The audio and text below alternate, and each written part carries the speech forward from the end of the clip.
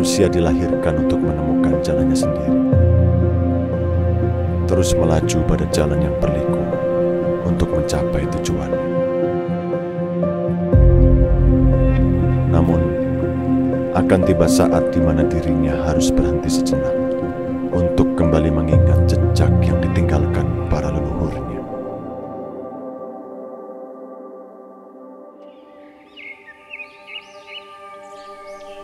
Merapi menjadi bukti bahwa peradaban manusia dimulai dari warisan tradisi yang tetap kokoh berdiri, seiring dengan waktu yang terus berganti.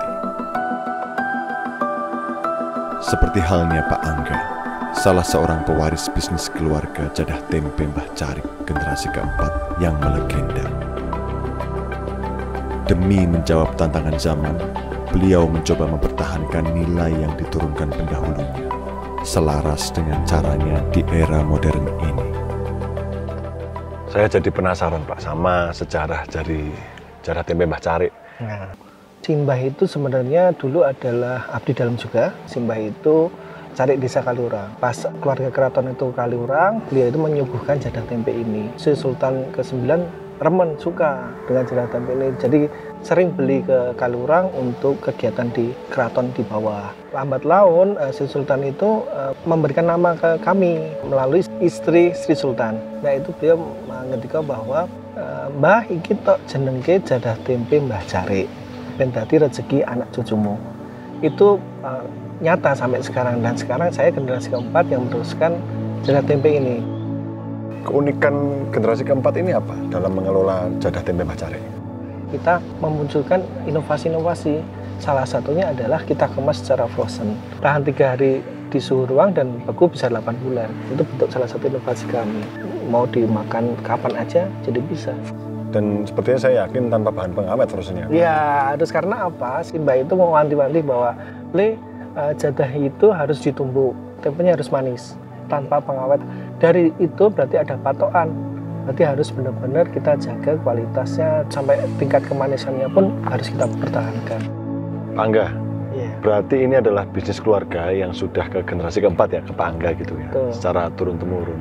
Nah, itu gimana cara Anda untuk tetap melestarikan, untuk merawat? Kita sesama keluarga itu saling melengkapi. Dimana kalau pengen makan jadah tempe dengan suasana Kaliurang yang dingin pagi-pagi, itu ada di Kaliurang. Kita punya ada 3 cabang. Itu punyanya Simbah sendiri, ada punya Bude, ada punya Ibu, itu ada. Kalau kami yang generasi keempat itu kita yang ada di online, terus kita bisa kirim-kirim untuk melengkapi agar pelanggan itu jangan sampai kecewa gitu. Dan keempat-empatnya semuanya berjalan dengan harmonis gitu ya? Iya, harmonis. Kan saling melengkapi, Mas. Nah, sekarang kalau Pak Angga nih, zaman itu kan berkembang Pak, akan berkembang terus gitu. Impian terbesar Pak Angga dalam menjalankan sebagai generasi keempat jadah tempe Mbah Carik itu apa?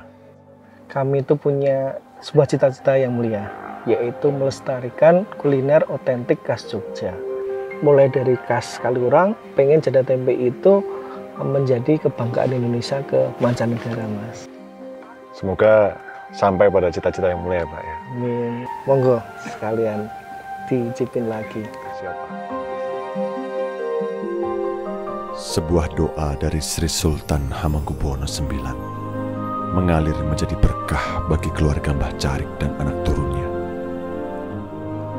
Menjadi pijakan awal tumbuhnya konsistensi untuk terus berjuang dalam menjaga marwah tradisi.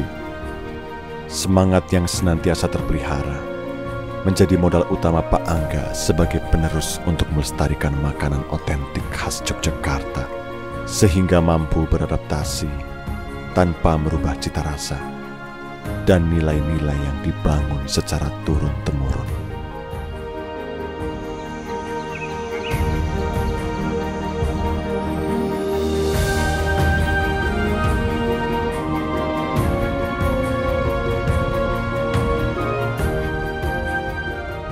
Langkah ini terhenti ketika aku tenggelam dalam energi alam yang mengagumkan.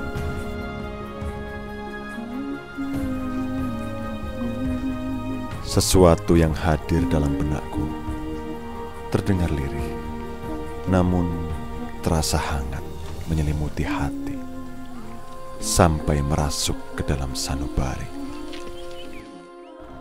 Perkenalkan Bu, mohon maaf. Saya Dena Bu. Oh nggih, kula Bu Surati. Oh ya Bu, salam kenal. Nggih. Ibu sambil bersenandung memetik teh. Nggih. Saya kalau petik teh memang sambil zikir Mas.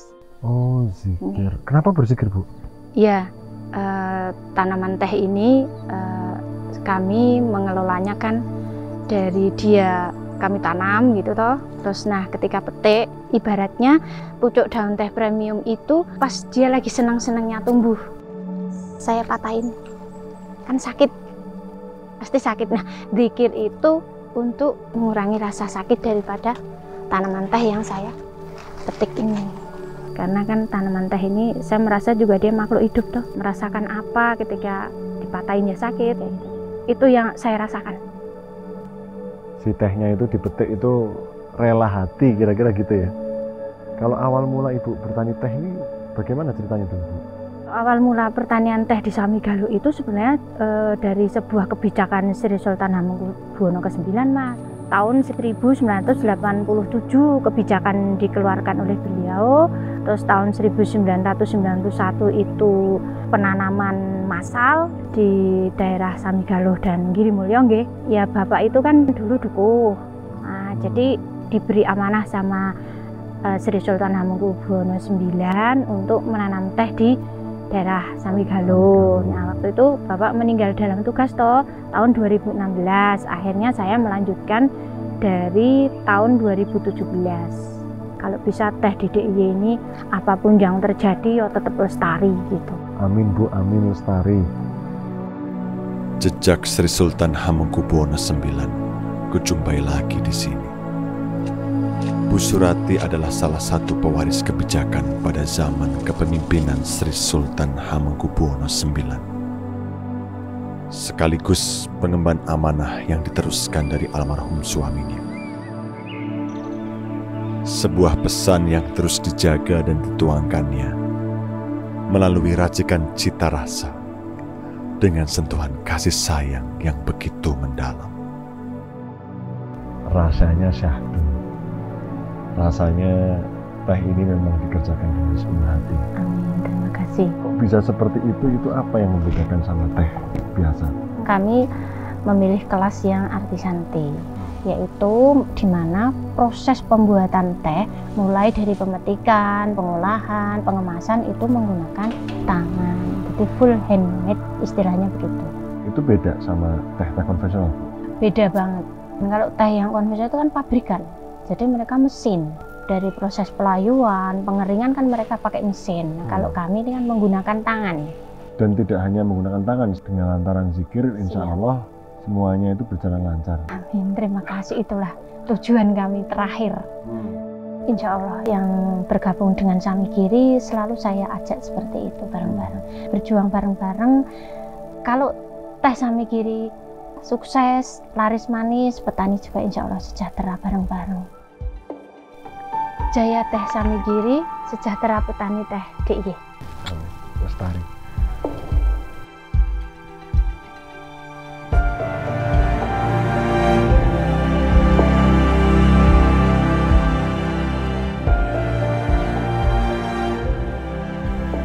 Betapa pentingnya arti sejarah dalam hidup ini, yang turut membangun keberlangsungan hidup manusia dan penghidupan makhluk di sekitarnya.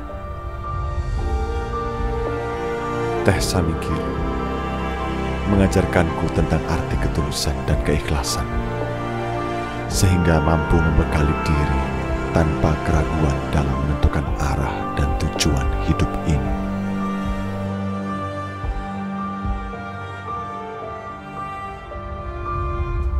Perjalanan ini kuakhiri pada sebuah pertemuan dengan pemuda bernama Tegar, seorang anak petani kopi yang berdedikasi tinggi dalam mengolah kopi dari perbukitan Menoreh. Bersama dengan kawan-kawannya, Tegar mengelola usaha kopi Menoreh Tumpang Sari yang menjadi salah satu komoditas utama di tanah kelahirannya. Ini mulai dari tahun berapa Mas?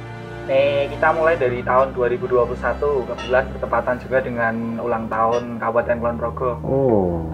Kami mulai itu bareng bersama rekan muda-mudi anak dari Bapak Ibu Tani. Memang kami terafiliasi dalam organisasi namanya Muda Tumpang Sari, dan berikut teman-teman punya konsen untuk mengolah komoditas lokal ini agar bisa optimal dan bisa mesejahterakan Bapak Ibu Tani di belakangnya.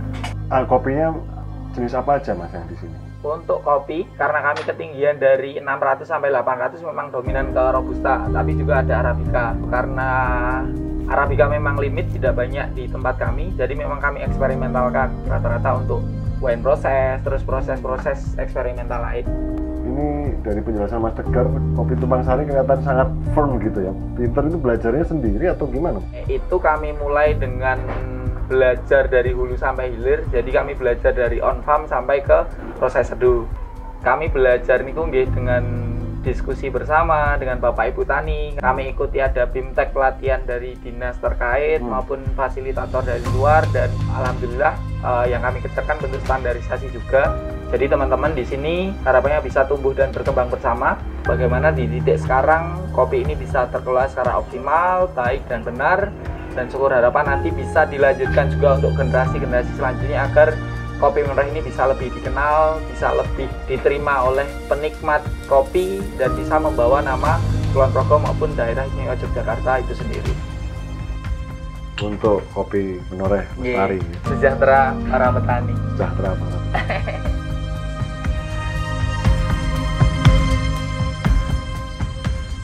Nilai-nilai kearifan lokal menjadi bagian penting ketika berbicara tentang bumi Yogyakarta. Daerah istimewa yang kuat dengan akar budaya dan sejarah asal-usul yang panjang menjadi dasar yang begitu penting bagi para pewarisnya. Terus menghidupi untuk melangkah dengan semangat yang tinggi, mengiringi para pelestari agar tetap teguh dalam menjaga warisan berharga sepanjang masa.